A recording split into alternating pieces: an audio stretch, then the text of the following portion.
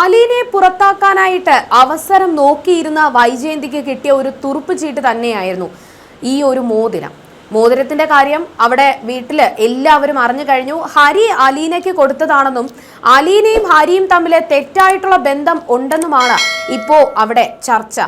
അത് രോഹിത്തും സമ്മതിച്ചു കഴിഞ്ഞു. എന്നാൽ രോഹിത്തിന് ഇതിന്റെ പിന്നിലെ സത്യം എന്താണെന്ന് അറിയത്തില്ല. ഹരി പറഞ്ഞ കാര്യങ്ങൾ മാത്രമേ രോഹിത്തിനും അറിയത്തുള്ളൂ. അലീന തെറ്റുകാരിയല്ല എന്ന് ഇപ്പോഴും രോഹിത്തിന് അറിയത്തില്ല. പക്ഷേ അലീന പറയുന്നതൊന്നും വിശ്വസിക്കാനായിട്ട് വൈജയന്തിയോ ബാലചന്ദ്രനോ ഒന്നും തയ്യാറല്ല. അവസാനം അവർ ആ വീട്ടിൽ നിന്നും അലീനെ പുറത്താക്കുകയാണ്. അലീന അത് ഒരുപാട് ശ്രമിച്ചു പിടിച്ചു നിൽക്കാൻ. അവസാനം സഹി കേട്ടപ്പോൾ അലീന തന്നെ പറയുന്നുണ്ട്, ശരി ഞാൻ ഈ വീട്ടിൽ നിന്നും ഇപ്പോൾ പടിയിറങ്ങുകയാണെന്നാണ് അലീന പറഞ്ഞിരിക്കുന്നത്. എന്നാൽ അലീന പടിയിറങ്ങി കഴിഞ്ഞാൽ അലീനയുടെ നിരപരാധിത്വം തെളിയിക്കാനായിട്ട് മനുവിന് സാധിക്കുമോ? അലീനയുടെ രക്ഷകനായിട്ട് മനു എത്തുമോ എന്ന് നമുക്ക് കാണാം.